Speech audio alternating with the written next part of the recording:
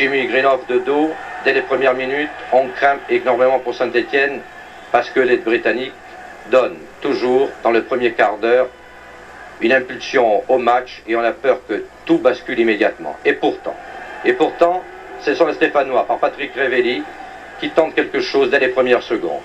Bon, l'occasion n'est peut-être pas terrible pour le gardien Stepney, mais elle est là et on se dit, si les Stéphanois se présentent comme ils l'ont fait très souvent dans ces coupes européennes, en prenant le match à bras-le-corps, en bousculant l'adversaire chez lui, peut-être peut-on entendre une qualification. 3e minute, la défense cafouille un peu chez les Rouges. C'est Greenough qui met en corner, celui-ci c'est Brian Greenough, le frère du précédent. Saramagna va tirer le corner. Vous avez suivi cette rencontre en différé, Jean-Michel? Oui, enfin je l'ai suivi en direct à la radio, en différé ensuite à la télévision, bien sûr. Et je pense qu'à la radio on avait la même impression, Saint-Étienne attaquait fort. Oui, c'est vrai, les 20 premières minutes qui sont souvent primordiales dans un match de cette importance. J'ai cru pendant un bon moment que les Stéphanois allaient prendre la mesure des Britanniques. Et à la 7e minute, il y a encore des erreurs défensives. On a l'impression que la défense anglaise s'affole un peu, ce qui est rare. Et vous allez le voir, ce sont encore les Verts, par une tête de Saramagna, qui se crée une occasion. On commençait à respirer, on se disait, bon ben, 12 minutes de jeu et ça va bien pour les Verts. Mais alors là, le match basculait carrément. Première tentative, centre de Macquarie, Greenough et il manque, mais ça n'est fallu de peu. C'était à la 12e minute. Et déjà, on commençait à sentir que la grosse machine britannique se mettait à tourner rond. Vous allez voir un tir terrible dans quelques instants de Greenough, suivez-le bien si vous n'avez pas déjà vu. Un arrêt réflexe de Kurkovic et Coppel, heureusement, ne pourra pas reprendre cette balle dans de bonnes conditions. Et puis à la 33e minute, c'était déjà un peu le coup de grâce. Coppel sur l'aile, cherche au centre et trouve Macquarie. Celui-ci lui rend la politesse et le lance sur l'aile droite. Coppel déborde Farison. Centre. Kurkovic touche un peu la balle, Piazza ne peut rien et personne marque. 1-0, le but qu'il ne fallait pas prendre. Rappelons-nous qu'au match aller, les deux équipes avaient fait match nul à Saint-Étienne, un partout.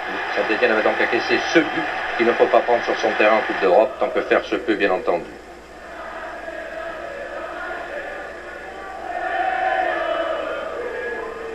« 40e minute, les Stéphanois attaquent encore. Il y aura une occasion stéphanoise qui fera penser d'ailleurs au match précédent par une similitude de situation.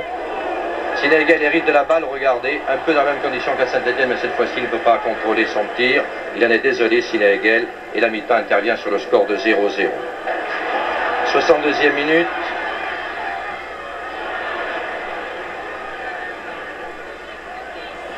Vous allez le voir, un centre de Coppel, Magrat et il rate.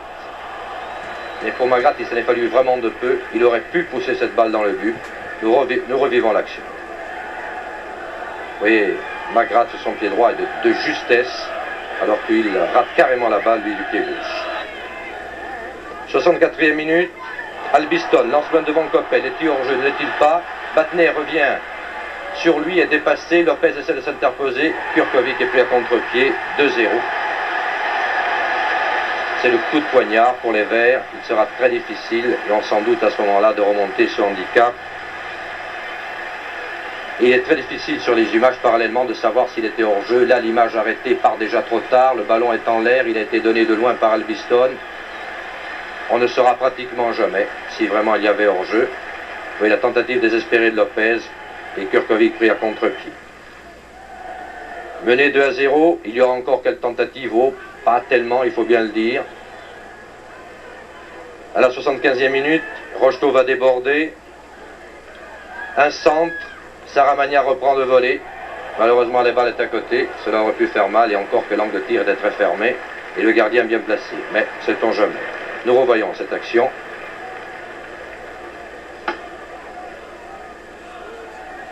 Rocheteau, Saramagna.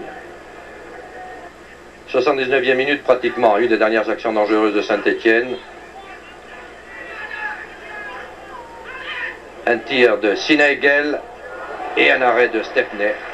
Très bon gardien d'ailleurs. C'en était fini des chances de Saint-Étienne.